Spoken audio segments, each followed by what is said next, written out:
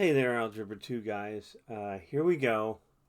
What we're doing is we are writing quadratic equations um, when we are given the roots. And the roots of a quadratic equation, let's see if I can write on here. Yeah, that's not a good color, is it? Come on. Sorry about that start. So the root of a quadratic equation, when you see it, is you have that parabola, right? And the roots are these points where the parabola intersects the x-axis. Those are called roots. I'll put this arrow way over here, and we'll say these are the roots. They're just the x-intercepts. And we learn a lot from roots. We're going to factor quadratics, and we'll have two little things to graph. You know, we'll be able to graph roots. We'll be able to graph a y-intercept. We'll be able to graph a vertex because we'll have formulas for all those things. And don't forget, we're going to use it later on. I'm doing this section to go back and use all the information from the other section to find roots while you're graphing. But this is a very standard idea. All right, and so what I want to do is I want you to see that this formula right here, where the roots are P and Q, right? You put P in here and you put Q in here, and it's x minus P times x minus Q. We have two differences here that we're going to multiply together, and we're going to FOIL them. And what we're going to do is we're going to end up with some sort of quadratic equation here that equals 0. Okay? We'll be able to go back and forth. We'll be able to take this equation, we'll unfoil it, we'll factor it, and we'll be able to find that the roots are 3 and -5. But I want you to see that these are the roots. This would cross at 3 and -5. So we take the 3 and we plug it in, right? X minus 3. And we take our -5. This is our P, and this is our Q. Right? And so P is 3. We plug it in, x minus 3, and Q is -5, x minus -5, or x plus 5. And there we are. And then what do? We FOIL.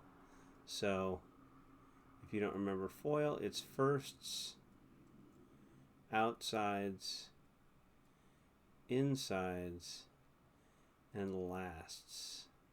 Whoops! I made one mistake with that one, didn't I? Lasts. 3 times 5. So there it is. X times x is x squared. X times 5 is 5x. -3 or -3 times x is -3x. So +5 and -3 are 2x. And then -3 times +5 is -15. So that's how we get that. That's how we get the equation. Now the difficult one is when you have fractions, and you guys love fractions, but the best part about fractions when you're going backward is you eventually want to get rid of those denominators, and it's going to be really quite simple. So watch what happens. We plug in our P, and it's -7/8, so x minus a negative, or x plus 7/8.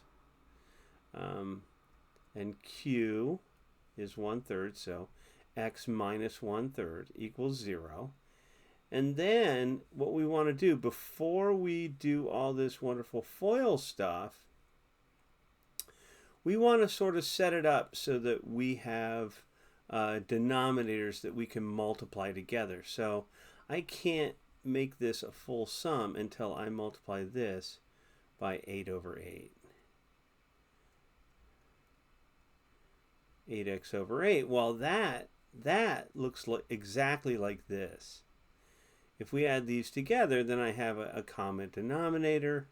So I'm multiplying my x by this denominator, but to keep it equal, to keep my equality equal, I have to multiply by some form of 1. So it's 3 over 3 and 8 over 8, and that's how we got our 8x plus 7 over 8 and our 3x minus 1 over 3. We multiply these two things together and we have 24 on the bottom. And what we're going to do is we're going to multiply by 24 on the top and 24 on the other side to get rid of this denominator. And 24 times 0 is still 0. So now I can FOIL without having any denominator here. So 8x times 3x gives me 24x squared. 8x times negative 1 is negative 8x. And 7 times 3x, right? Sorry. 7 times 3x is 21x. So 21 minus 8 is positive 13. And then the last, 7 times negative 1 is negative 7. And I'm going to walk you through it so you don't have to try and suss out what we did here. But I'm going to do some easy ones first, right? Because, you know, why do it with difficult problems when we can do it with easy stuff? And remember, we're putting this into the form, and I'm going to give myself plenty of room here, equals 0. X minus P, X minus Q, right? And here we have 3 and negative 4. So 3 is P and negative 4 is Q. Let's see if I can get that tail flipped there. Negative 8 is P, negative 2 is Q. Right, so let's do number 1. Number 1 says, plug it in. So X minus 3, because P is 3, times X minus, and Q is negative 4, equals, oops, there, close the parentheses, equals 0. So let's go ahead and rewrite this. I know you don't have to. You probably already figured out that this is X. When you have a negative here, it's just X plus 4. And if you know that already and you just want to write X plus 4 equals 0 here, you go ahead and do that. That's not a big problem for me. Now, I'm going to do this in specific colors. So I'm going to use pink for firsts.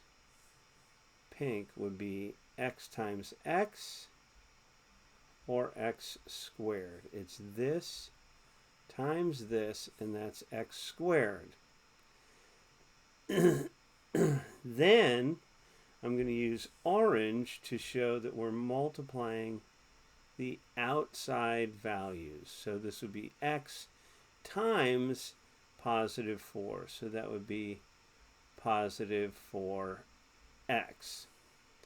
I'm going to use yellow for the insides. Negative 3. We always take this operation symbol in front of that value, right? Negative 3 times x is minus 3x, or negative 3x. And then I guess I'll use aqua, and we'll multiply these lasts, our constants. Negative 3 times positive 4 is negative 12 equals 0. Now, what do we do? We have two middle terms that are like terms. They both have just an x on the back, not x squared. So I can put 4x and negative 3x together, and now I can rewrite this whole darn thing. I have x squared, positive 4 and negative 3 are positive 1x minus 12 equals 0. And that's my quadratic. And it's not very difficult to see now. And this is my final answer when we're just rewriting it into a quadratic equation. So let's go ahead and do number 2. Let's write out number 2 just like we did before. I'm going to rewrite just like I did before. Negative 8 is p, and then times x minus negative 2 equals 0. And I'll just go ahead and rewrite x minus a negative plus a positive, x plus 8, x minus a negative 2 is x plus 2 equals 0. Now I'll FOIL. I don't remember what colors I used. X times x, I used the wrong color, is x squared. I definitely used orange. X times 2 is 2x. Yellow says 8 times x, because it's a positive in front of the 8, is plus 8x. And then that aqua color again, 8 times 2 is 16, equals 0. And then, just like before, I'll use my white. I put my 2x and my 8x together, right? So I have x squared plus 10x, 2x plus 8x is 10x plus 16 equals 0. Okay, and that's our final answer for that. I'm going to do a couple of fraction problems because you love fractions. Here they are. One, I have a whole number for one, and then a fraction for the other. And I'm going to show you it works really, really, really well. So remember, we have x minus p times x minus q equals 0. And we'll just start doing some real work here. So number 10, I'm just going to start filling it in. Oh, keep writing 10. That's nice. X minus 3, right, times x,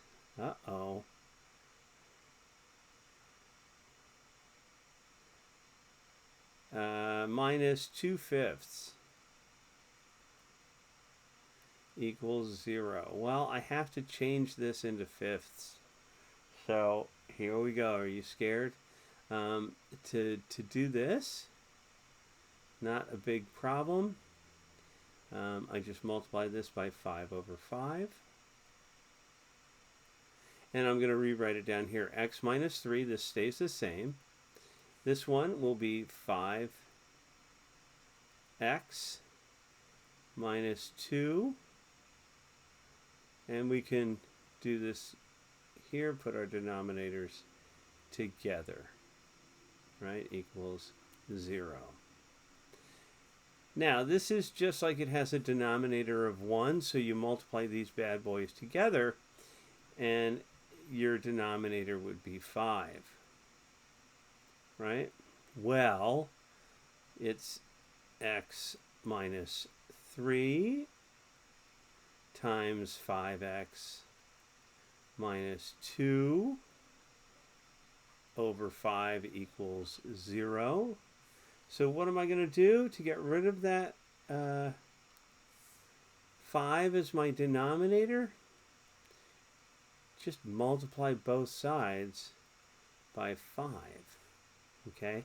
And that cancels out with that. And of course, that's still 0. So what am I left with? 0, and I have my x minus 3 and my 5x minus 2. All right, now I get to FOIL. And I'm probably going to run out of space here, but I'm still going to do it. So I'm going to multiply my firsts, x times 5x, and that is 5x squared. The next thing I do is multiply my outsides. So x times -2 is -2x. Then I'm going to do my insides. -3 times 5x is -15x. And last but certainly not least, I'm going to go ahead and multiply -3 times -2, which is +6, equals 0. I put my middle terms together, right? My -2 and my -15. So my big answer is 5x squared minus 17x plus 6 equals 0, right? Now, before I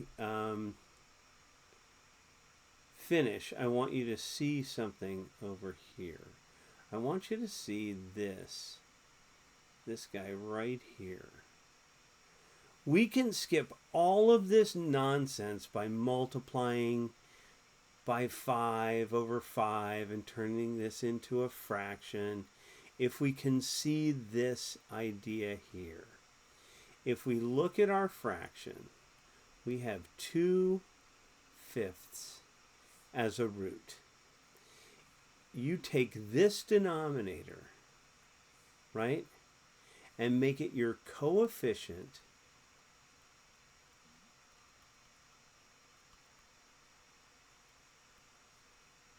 of x in your binomial. So this 2/5 would have a 5 in front of the x, right? And this is the opposite of your constant. So you take this and you put this 5 in front of x, and then you take this 2 that's on top, and you just show the opposite as the constant value inside those parentheses, all right? So I'm going to go ahead and do that with 2/3 and -2/3, all right? I'm not going to do all of this mishmash. I can, and it is perfectly valid to go ahead and multiply this whole thing by 3, and you come up with 3x minus 2 and 3x plus 2, and that's okay. But I can already see it. This 3 down here in my fraction, in my p fraction, so this is p, right? I'm going to write on it. This is p and this is q. So I can do one of two things. I can take my numerators, right? My numerators, and show them as constants. I can go ahead and set it. Oh, sorry, I'm drawing in a really dark color when I want to be drawing in a light color. So I can show my two sets of parentheses equals 0. My two numerators, right? So my 2 is minus 2, right? My -2 is minus -2 or plus 2, right? Just like P and Q. If I didn't have a denominator here, I could just write that P is 2 and Q is -2 and I'd be set, right? But I do have these denominators. And what I showed you before is those denominators are your coefficients for x. So this would be 3 in front of x, and this would also be 3 in front of x. And then that sign goes with q, right? So there it is. This is the whole thing. And if I wanted to go ahead and multiply this out, I would rewrite as 3x minus 2 times 3x plus 2. And the cool thing about this, these two things are opposites, right? They look exactly the same, but they're opposites.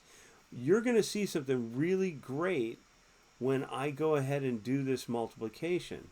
So I'm going to multiply my firsts. 3x times 3x is 9x squared. Then I'm going to go ahead and multiply my outsides. And 3x times 2 is 6x. And I'm going to multiply my insides, and it's negative 2 times 3x, which is minus 6x. And then last but certainly not least, I have negative 2 times positive 2, and that means I have negative 4 equals 0. And look at that.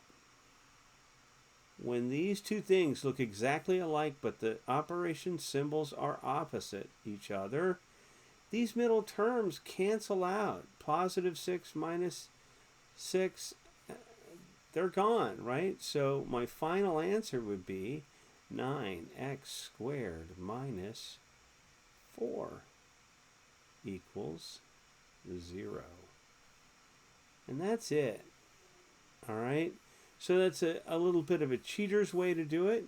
And let's just do, just for fun, I'm gonna get rid of some of this stuff to give myself some room. Is that all right? Here, let me just drag some of this. I'm just going to make myself a big space here. And here's what I'm going to do. I'm going to just give you two fractions. Let's say 7/8 and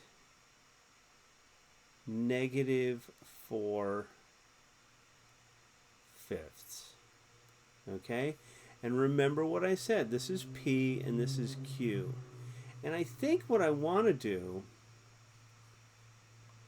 is, without worrying about the coefficients, I want to go ahead and use this as P and use this as Q, and then just worry about these later.